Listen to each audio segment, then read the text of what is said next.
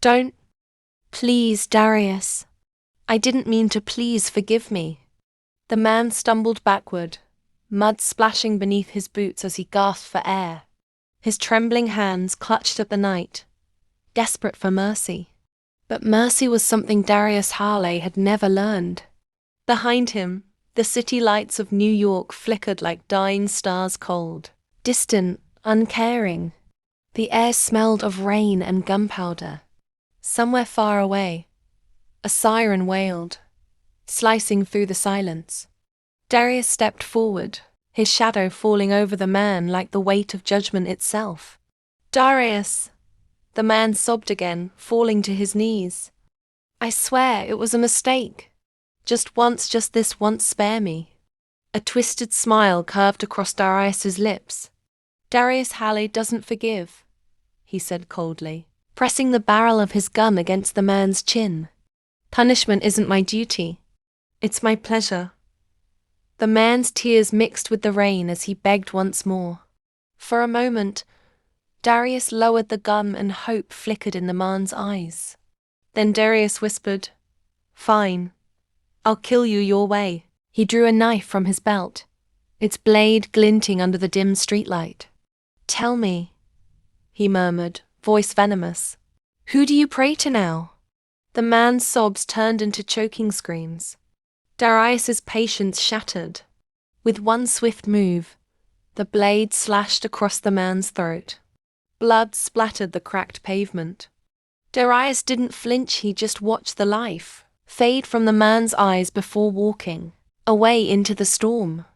Under the heavy noon sun, traffic hissed and brakes squealed across West Baker Street. The camera light glared against the dust as Nora Reed adjusted her mic and turned toward a weary shopkeeper.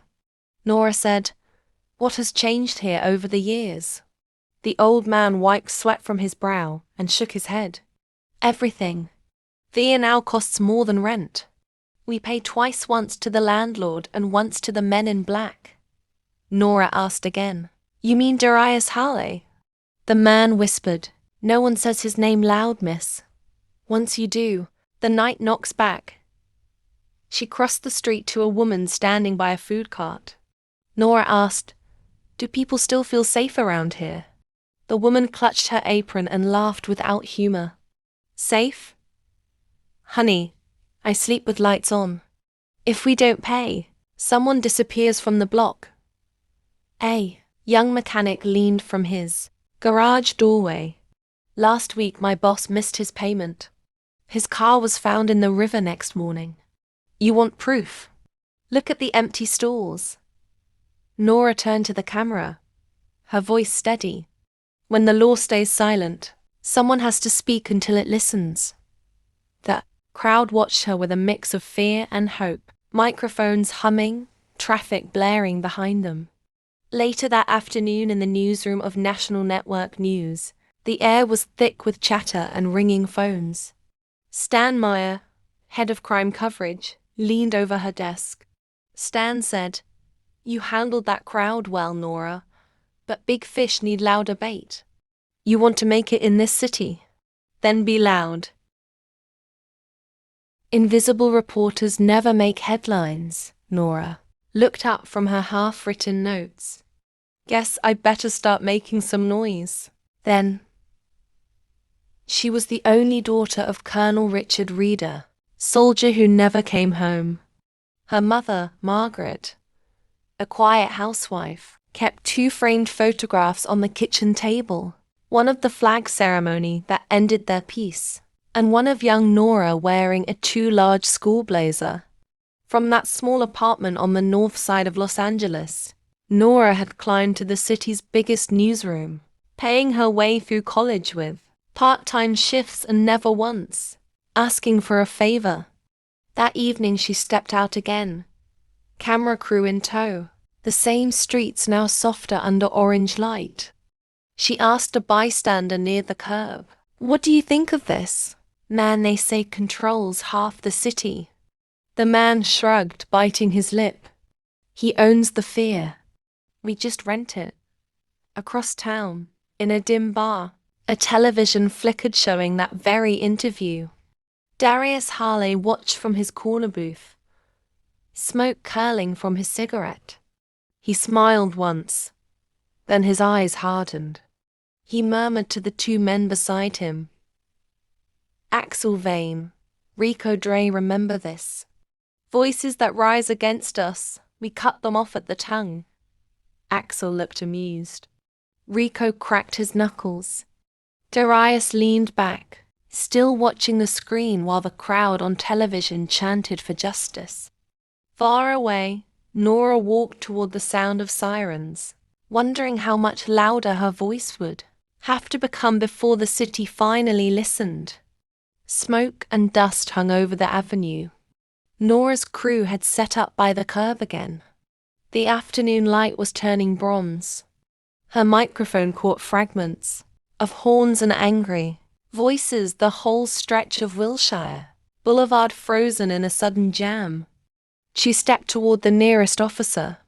Nora said, "What happened? Why has everything stopped?"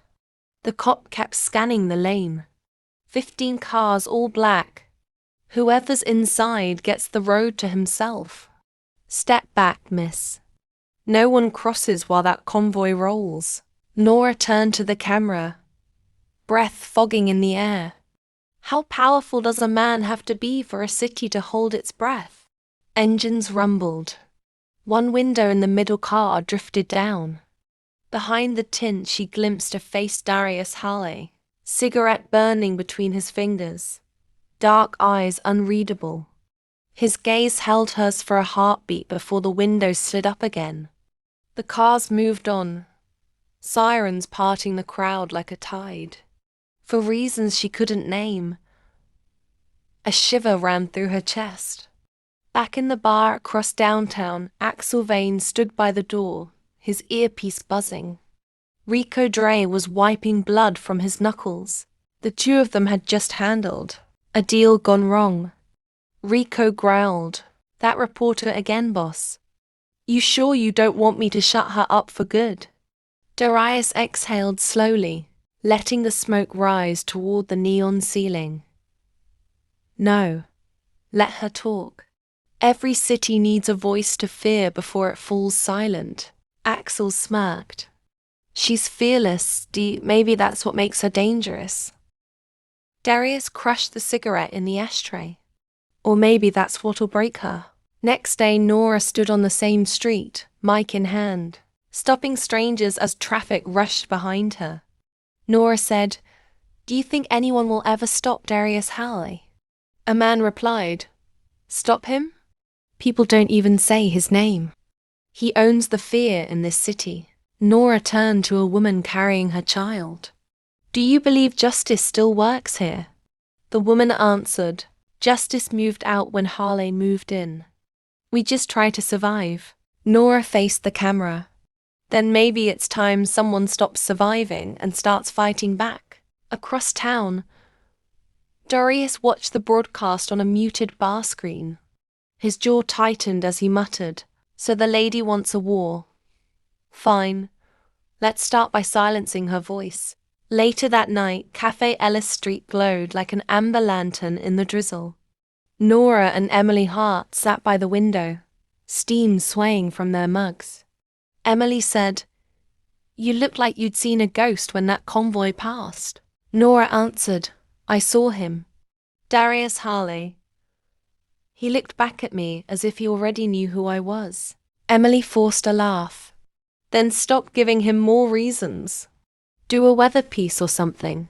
The bell over the door chimed. Silence rippled through the cafe.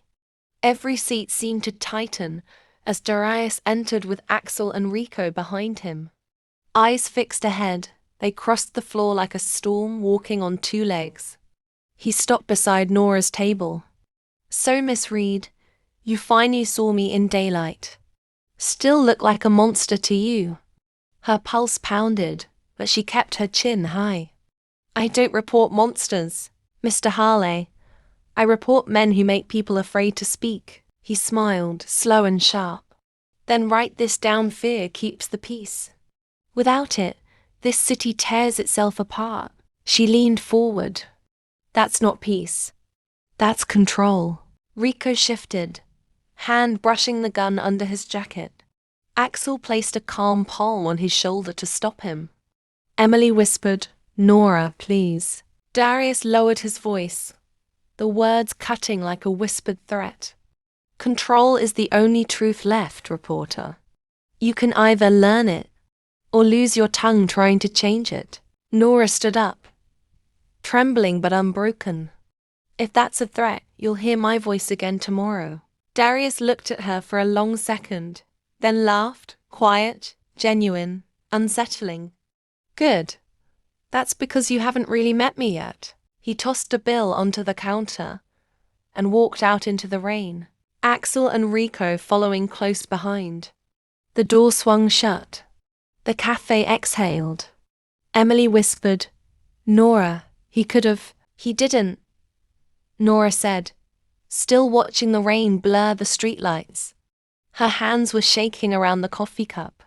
"And that's the problem." Outside, Darius's car waited at the curb. Axel asked, "Thought you were going to silence her?" Darius stared through the windshield, the ghost of a smile on his lips. "I was. But then I realized every good story needs its heroine." The engine growled. The convoy pulled away into the mist, its taillights vanishing like embers into fog. Nora stood by the window, unaware that her own story had just begun. Morning sunlight spilled across the glass walls of National Network News. Nora Reed hurried through the security gate, the memory of last night's confrontation still burning at the edge of her mind. Her boss, Stan Meyer, stopped her before she reached the newsroom. Stan said, "You think ratings are worth dying for? That man warned you. Your life, this channel's reputation, all of it is on the line because of your mouth." Nora replied, "Sir, if we stop talking, he wins. Fear doesn't disappear when we whisper." Stan sighed, pressing his hands on the desk. "Sometimes silence keeps you alive. Step back before you're a headline yourself." She walked out without answering. Colleagues pretended to be busy. Even Emily Hart avoided eye contact. The office that once buzzed with chatter now felt like an echo chamber. At noon across the city, Rick and Axe drove down the coastal highway, a black muscle car slicing through traffic. Rick yawned behind the wheel. "Boss says keep it quiet for a week," he muttered. Axe smirked. "That word doesn't exist in your dictionary." A flash of movement crossed the roadbooks flying through the air. Rick slammed the brakes. A young woman dropped to one knee beside her scattered papers. Her backpack had burst open. Rick jumped out. "Hey, are you okay?" She looked up, startled but composed. "I'm fine. You nearly made me late for my interview." Axe leaned over the roof of the car. "Interview where?" "The new media company downtown," she said. Rick studied her with a crook smile. "Then we've got something in common. We ruin people's schedules too." She laughed nervously, dusting off her notes. "I'm Haley Brooks, and I still have 5 minutes left before I'm officially late." Rick said, "Good luck, Haley. The city's tough, don't let it chew you up." She nodded and hurried away, her ponytail swinging as she disappeared into the crowd. Rick watched her leave, a faint trace of curiosity softening his usual rough grin. Axe glanced at him. "Don't even start, man." Rick answered quietly, "Too late. She's already running in my head." A week later, Los Angeles buzzed with another kind of tension. Sirens echoed through downtown. Police lines stretched across the plaza in front of Federal Trust Bank. Inside, Darius Hale and a dozen men, all armed and precise, stood among terrified clerks and customers. The doors were locked, alarms disabled. Darius spoke calmly into the mic attached to his earpiece. "Everyone's phone's on the counter. No heroes today and you walk out breathing. No one moved at first. Then an old teller lifted her phone with shaking fingers. Darius smiled. Good. When obedience arrives, fear becomes unnecessary. Rick walked along the counter collecting the devices while Axel signaled two of the crew to seal the rear exits. The metallic clang of locks echoed like a heartbeat. Rick said, "Boss, all clear." They're scared out of their minds. Darius leaned close to him, voice low but sharp. Scare them just enough to remember. Too much and they stop listening. A man in a suit whispered something, trying to reassure his wife. Darius turned his head. "I hear whispers," he said softly. "Didn't I just take your voice?" The man dropped his eyes to the floor. Outside, Nora stood behind the barricade, microphone in hand, broadcasting live. This is happening right now in the heart of downtown. No confirmation yet on who's leading the siege, but witnesses describe the same shadow the whole city fears. Darius Hale. Her producer's voice crackled in her earpiece. "Keep talking. You'll live everywhere." She swallowed. Authorities haven't moved, and people are asking why. The question isn't where the police are, it's who they're waiting for. Her words drifted through every speaker in the bank. Darius raised his head toward the sound system. A smile flickered, a mixture of admiration and irritation. Darius murmured, "She never learns." Rick muttered, "One shot, boss, and she'll never talk again." Axe interrupted, calm but firm. "Too public, Rick. Crowds are our audience. Never kill the narrator." Darius chuckled, stepping toward the glass doors. He pressed the mic on his collar. "Attention out there," he said into the static, voice carrying like a sermon. Inside the bank, Darius looked toward the cameras mounted on the ceiling. 10 feet, he said slowly. "If any cop takes one step within 10 feet of this door, the floor runs red. Your chief knows the rules. No one steps within 10 feet of this door. I count distance better than your snipers count bullets." Outside, officers stiffened, rifles still. The commander on radio hesitated. Someone above him had said to wait. Cut to another building. Police Chief Daniels sitting in the dim office of Darius Hale's downtown base, hands bound by command more than rope. Sweat glistened at his temple. One of Darius's men placed a phone before him. A voice from the line Darius's poured out cold and controlled. "Chief, tell your brave boys to stay exactly where they are. 10 feet, remember. 10 feet between order and chaos." Daniels whispered, "You promised no violence." Darius replied, "And I keep my promises. But fear enforces them." Inside the bank, Rick tightened the duffel's zipper. Axe watched the hall's clock tick towards 2. Darius turned back to the hostages, his tone almost gentle. "You see, money isn't our prize, it's a message. The city forgets too quickly, so sometimes we remind it who keeps the peace. If the law refuses to act, someone must. Today that someone is me." A woman sobbed. A child clutched her sleeve. Darius's expression softened, just for an instant before he exhaled smoke from a half-burnt cigarette. "Calm down," he said quietly. "Every story needs witnesses." He looked at his crew. "Move out in 5."